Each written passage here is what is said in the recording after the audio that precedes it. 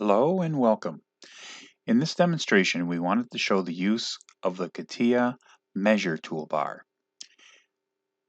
The command from the measure toolbar that we'll be focusing on is inertia. Typically, inertia can be used to come up with surface area, mass properties such as weight, and also volume. In this example, we happen to have a container that we wish to come up with the capacity of the inside of the container. It's not unusual to have to create geometry in some complex situations to get the resulting measurement or information that you may be looking for. First, let's get familiar with the actual 3D model in front of us here that we're going to do our measure with. I'm going to use dynamic sectioning to show the interior of our 3D model. My goal here is to show that the model has a hollow interior, and this is actually a container for either some type of liquid. And our goal is that we need to measure how many gallons or liters of liquid will fill this tank. I'm going to deactivate the dynamic sectioning and first demonstrate just using the normal commands to do some mass properties measurements. So in this case, I'm going to use measure inertia, and from the tree, I'll select the entire part body. What we're discovering with this is that the system is measuring our current 3D solid model, all the features that have been created under the part body branch, and it is giving me the area as far as volume, but this would be the actual volume of, let's say, if this tank was made from plastic, the actual amount of plastic that would have to be injected into a mold to form the tank. It's not giving me the capacity. So in order to come up with the capacity, we will need to construct geometry that represents the inside of the tank. And in this demonstration, I'd like to show one possible method of accomplishing that. Our goal here will be to extract surface type geometry from the inside of the tank and then use that surface geometry to build a new solid in a separate body and then measure that body to come up with the capacity of the inside of the tank. So to begin, I'll need to extract a surface that represents the inside of the tank. In order to accomplish that, I'm currently in the part design workbench. So I'm going to make my way to the generative shape design workbench. And once there, I'm going to use a tool from the operations toolbar, which is extract. The extract will extract surfaces from inside of the tank. And while using the extract command, I'm going to set my propagation to tangency propagation. So that way, when I select this small trimmed area, which we refer to as a face, the system will extract all the necessary surfaces from all the other faces representing the inside shape because of the tangency propagation. But when it comes to this sharp edge here, the propagation will stop. With that, I'll answer OK to create a feature referred to as an extract, which represents the inside of the tank. For demonstration purposes, I'm going to hide the actual part body that contains the entire tank, thereby leaving the extracted surfaces that were just created with the last command. And again, I wanted to use dynamic sectioning to kind of show the result.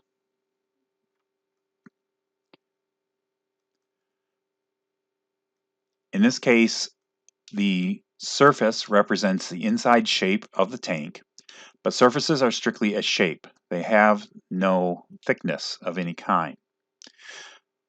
So this surface kind of represents, if you could imagine using a can of spray paint and putting it down inside of the tank and coating the inside of the tank with paint, then removing the tank and having the paint stay behind is our resulting surface extraction.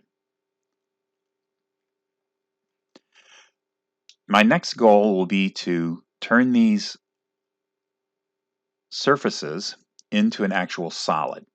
So I'm currently in the Generative Shape Design workbench. So I'm going to return the part design, or mechanical design, part design for all our solid modeling. And before I take the extracted surfaces and change this into a solid, I'm going to introduce in a new body. Currently, all the solid features that created the tank are currently hidden but are underneath the part body within the specification tree. I want to build a solid which is not actually part of the main part body branch. So to accomplish that, I'm going to insert in a new body. And to change the name of the body, I'll just right click and go into properties and give this a little description of what it actually represents, such as the inside volume.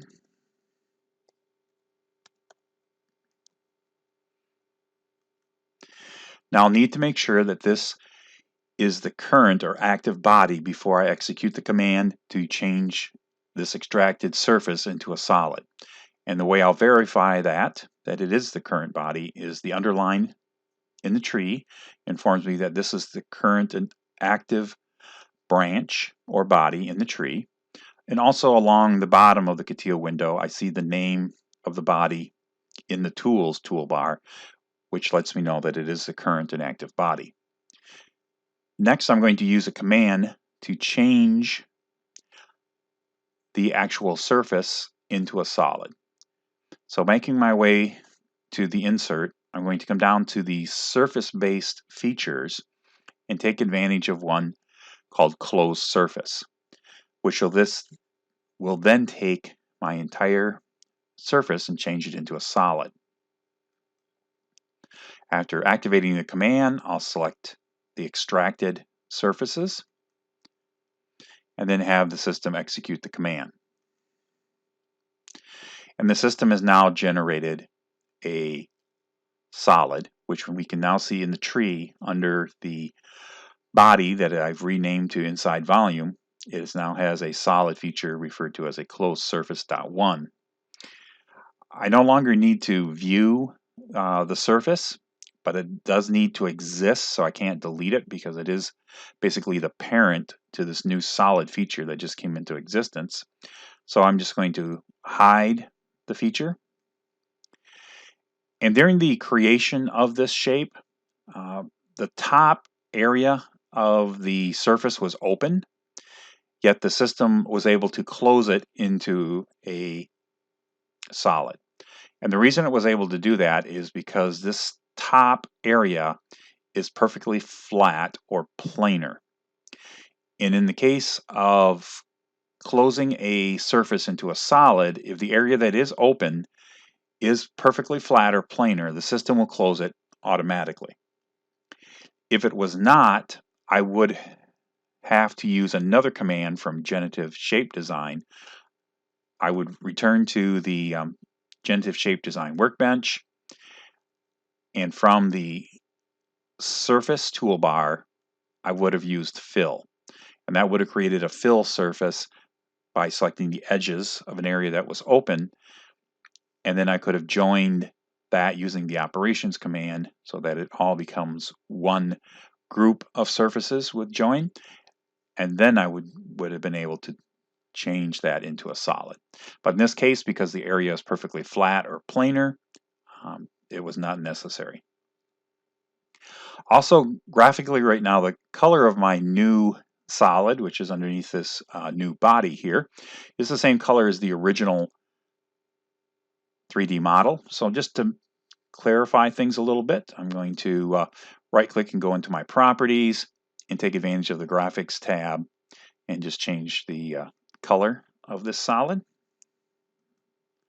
And by changing it in the part body portion of the tree under this body branch, all the features that get created underneath it then will inherit this color. Now I'm going to go ahead and bring back from the hide state the original tank, make it visible again. There you go. And now that it is visible, I can go ahead and start doing my measuring. So I'm going to use the measure inertia once I return to the part design workbench. And with the measure inertia, I'm going to actually select the part body from the tree. And now the system is displaying the volume of the part body I've selected there in liters. So I'll go ahead and say OK to that to keep the measurement in the tree, which is now visible here. Also, I'm getting more information in the tree than I would really care to have there. So I am going to double click on the stored measurement, make my way to the customize, where I could turn off some of the items that maybe I don't need to know about right now and just focus only on the volume. And then making it a little less cluttered. The next item that I would like to create here is a plane to do some additional modification to this solid. Because currently the new solid that I just built from the extracted surface comes right up to the very top of our container or tank. And if we are going to fill this with a liquid, we never really fill it all the way to the very top. We leave some room for expansion, such as for air. So in order to lower the green portion that now represents the inside volume, I'm going to create a reference plane and use a command from the surface space feature. It's called split to lower that.